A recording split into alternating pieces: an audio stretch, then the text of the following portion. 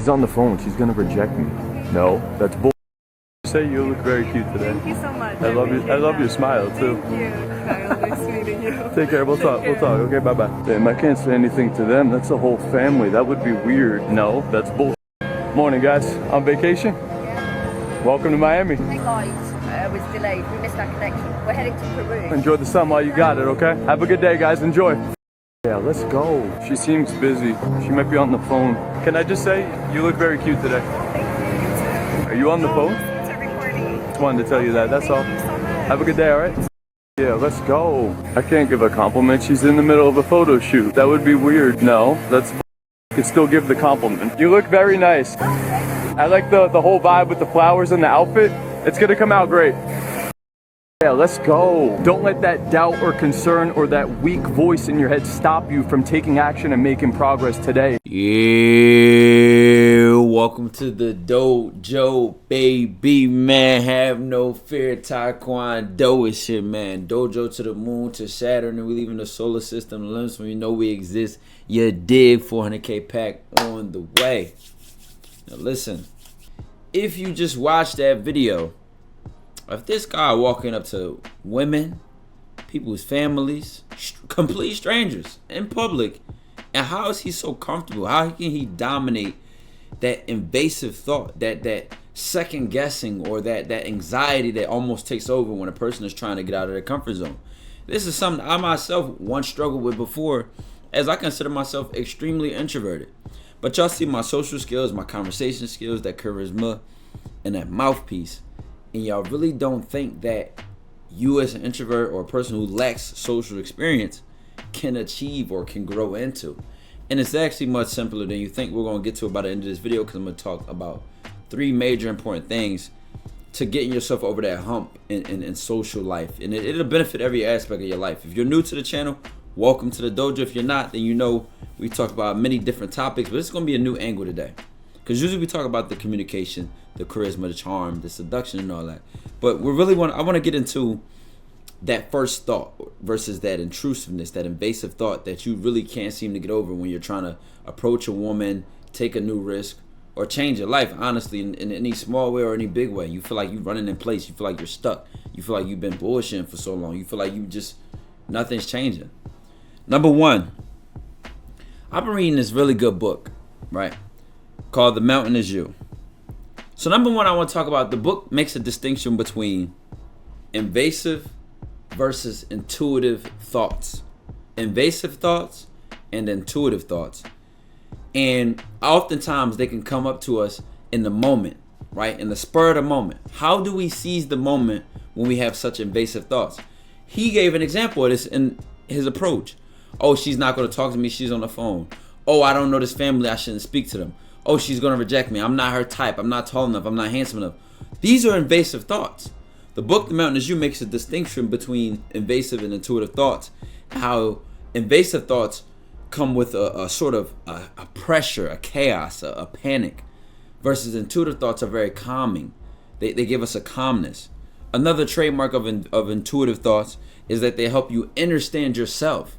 So if you're feeling something, if you're thinking something, they help you listen to yourself and channel, align yourself with what's going on with you and getting yourself right. An invasive thought would assume what another person is thinking, and you would then use that to try to convince yourself not to do something. For example, trying to assume that you can think what that woman or that stranger is going to say to you or how they're going to feel about you is way beyond your pay grade as a regular NPC. You don't have that in your pay grade. You cannot read minds. None of us are Charles Xavier. None of us are X-Men. No, we don't have those powers, gang. I can't read your mind. You can't read my mind. You'll never know what I'm thinking or what the reaction you're going to get from doing what you're doing. Even if it's a very predictable situation, you still have to get used to surrendering to your ignorance. I don't know. I don't know what she's going to say. I don't know what's going to happen. All I know is I feel like I want her. I feel like I'm attracted to her. I feel like I want to say something. That's an example versus intuition versus invasiveness. Invasiveness is outer. Intuition is inner. Now, another trademark is intuitive thoughts are solving problems. Invasive thoughts are for creating problems. So an invasive thought that also aligns with, like I said, that panic, that pressure, that chaos, that jumping into another person's mind and making assumptions and thinking you can figure the whole thing out in your head. It also comes with this idea of creating problems, using effort and energy and your focus and your attention span to make a situation seem much more worse than it is.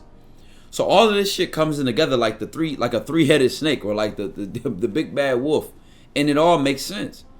Meanwhile, when you encourage that intuitive thought, it creates solutions. So rather than him allowing himself to stop himself through a barrier or some sort of excuse he was going to make, he said, no, it's simple. It's right in front of me. Let me just say hi to her. It's as simple as saying hello. He was creating a solution or looking for a solution rather than putting the spotlight on more problems or more excuses. And this is something you can willingly practice and willingly train yourself to get better at. In a sense, you'll become a lot more decisive, but I'm almost spoiling my third talking point by talking about decisiveness, so I don't want to really get there yet. So number one was just about that invasiveness versus intuitiveness. If y'all want me to do more like book videos, because I have done book series in the past, I've did my top 3 laws and the 48 laws of power.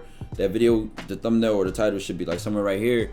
I've done the art of seduction, just books that the community has requested. They've done fairly well, I'm gonna be honest. That book series, couple of videos had 100K, 90,000. So if y'all want more book content where I can go in depth on that Mountain is You book, by all means, I read a lot. Some of my library over there, you can see those books in the bottom half of my screen. But I would love to make those type of videos. So let me know if y'all want those. Number 2, the energy of charisma. So if you see that intro clip where the guy is approaching these people and he has this joyful spirit and he's like, oh, hey, what's going on with the family? We can't even see his face. But I can predict his facial expressions just off of his delivery and his assertiveness in the situation. I can tell he's probably smiling. Hey, how you going? Why's the family and stuff? Like, he's probably making faces similar to mine, to where he's in the moment of enjoying what he's doing. And a big part of this is important because when you deal with rejection, when you deal with people with these stuck up, nasty ass attitudes that make you want to say, man, who the fuck is you? Listen, I'm from Philly. So I totally wholeheartedly know on getting a bad reaction or a negative reaction from trying to be kind or trying to be friendly or being nice. We call that shit you dickie and you being Joe. You feel me? Like, that's just how we talk. However, when I started to travel outside of my city, when I started to go out of the country and in different cities in general, especially down south, and you realize people are fucking happy, bro. Like, on some real shit, like, the simplest way I can say it, people are happy. There are people who are enjoying being outside, aren't just having some natural, somebody can have a mean mug and not be mean. But the point I'm making it is, there is a energy of charisma. It is trademarked by happiness and joy. Are you enjoying just simply saying good morning? Can you give a compliment to a woman with no end goal, no intention? Hey, you look pretty today. Enjoy yourself. Be safe out here. Whatever. Some simple ass shit that just encourages this joyful spirit of yourself and just the overall happiness of your well-being. Now, mind you, other than just talking to NPCs and pressing square and pressing eat and interact and all that, a lot of this can be into your habits. Going to the gym does a lot for your energy and your joy and your happiness. It makes you think straighter. It makes your vibration is just much higher. You're more enthusiastic. You're more lighter. You're sharper when you go into the gym. Eating better also has to do with your energy levels. Think about what you're getting from your food and what you're eating, and then you go into the gym. All these things combine and they stack up. Also, another thing about the energy of charisma is that it's trademarked to me or connected by thinking big and open. And again, this is another thing you want to practice daily. See, if the first one, you want to practice listening to that intuitive thoughts and by reminding yourself the difference between the two. Intuitive versus intrusive, like I said in the beginning. With this thinking big and open, you want to start learning to catch yourself when you make limitations or self-impose limitations. You put boundaries on yourself. You tell yourself you can't do something. You tell yourself why something won't work. See, the difference is, instead of telling myself something won't work, I'll figure out why I think it won't work and deal with those excuses. See, I'm at least going towards action. I'm not being stunted and stopped at my excuses, but I'm using them as doorways or opportunities. That's a huge part of thinking big and open, is to say, okay, what's missing? Maybe I'm right. Maybe I can't do that right now. Maybe that's not possible. But what's missing? Do I need to talk to a person, do more research? Do I need to become more experienced? Do I need to raise money? Do I need to change locations?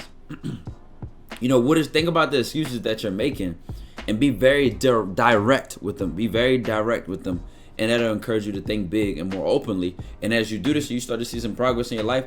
Guess what? It'll make you more happy and more joyful with your life. You'll just enjoy being alive, actually. You'll realize that you press this and you put in something and something comes out. And that makes you a hugely happy and joyful person to live with, to be around, and to talk to. And that shows and carries in your conversations. Now, mind you, the third one, and this might be my favorite talking point of this video. And this is the idea of what's called the first thought. This was something also mentioned in the book, The Mountain Is You. But it's a concept that I've been reminded of in many different books I've read. The Secrets of the Millionaire Mind, which is my favorite book of all time that I recommended to y'all. It sounds like it's about money, but it's really about psychology and how it translates to your money and abundance. Whole different topic, right? But this idea of the first thought. In my earliest videos, when I just used to tell guys about approaching women and confidence and, how to do it and stuff like that, I would always say use the blackout method. And to me, the blackout method was just about not allowing those second guessing thoughts that take you away from action get in your way. So I just say, you know what, you want to just black out, just go do it. Don't even think twice. Don't even allow that whole tsunami or wave of thoughts to come in your mind and disrupt you or distract you or take you off your course. Just black out. Literally. Stop looking for a script. Go blank, black out, and just do it. That was my idea, right?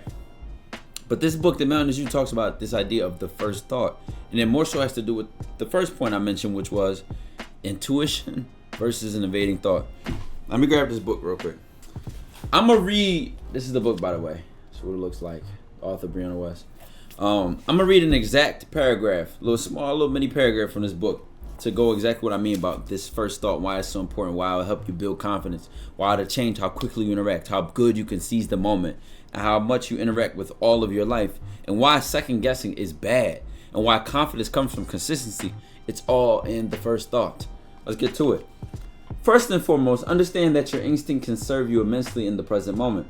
Your first reaction to something is very often the wisest reaction because your body is using all of the subconscious information you have logged away to inform you about something before your brain has an opportunity to second guess it. You can use this to your advantage by staying in the moment and asking yourself what is true right here and right now. What is true when you are with another person, activity, or behavior? What is the deep gut instinct that you get when you're presently engaging with something? Now I can go on and on and on and on and on, right? But this idea of this first thought, putting yourself on the line where you have to ask yourself, do I trust myself or not? Do I believe in myself or not? Do I got it or not? Stop being in between with it. How you do anything is how you do everything. Don't even allow yourself to tolerate creating opportunity for bullshit like that. So it really is a good practice I've been on to always, as soon as I started to highlight and realize how important that first thought was, even I myself didn't realize how important it was and the domino effect it has on me as a person.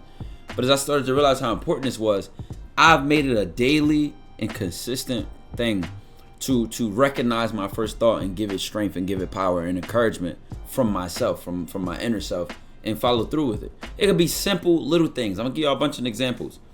Let's say right now while I'm recording this video, a thought in the back of my head says, don't forget to take out the trash can in the bathroom, or take out the trash and put it to the curb, right? So the trash guys can come get it. I know that if I don't put that in my notes or a reminder, I'm gonna forget to do that shit randomly, or I'm gonna have to hope I remember it later. But my first thought already told me to put it down in my notes. So the quickest and the best thing I can do for myself is just to write it down. First thought could be running in the store, see a girl, she looks attracted to me. Say hi to her. Introduce yourself. That's what my first thought says. See, it's the second, the third, and the fourth thought that goes, you can't get her. She's out of your league. She might have a boyfriend. It's awkward. That's weird. It's never that first thought never comes in with that much bullshit. It never does. It's very simple. It's very simple and direct. Other example, what was your first thought in your outfit? What you wanted to do with your hair? What you wanted to say? And it's not necessarily about living impulsively, you know, where first thought says do this, I just jump on it like I'm just constantly impulsive. But it's being aware and recognizing that, you know, that thought is coming from a place that is unfiltered, a place that is genuine, a place that I feel makes me authentic when I stand on it. You know, that's what I'm thinking, that's what I'm feeling, and it is what it is. Now, man, this was a quote I heard of from Thinking of the X-Men, Charles Xavier, which I mentioned earlier. He said, I'd rather ask for forgiveness than permission. Stop asking for permission. Stop living your life in a way where you're looking to be validated or approved of or deemed worthy. You have to deem your own actions worthy. You have to recognize and respect your own willpower, your own intensity, your own being. If you don't create the space for it, who will? Let the world figure out where it wants to put you and while you stand up and be who you are, man. I love y'all. Dojo to the moon to Saturn. We live in the solar system. The lens won't even know we exist. Yeah, dig.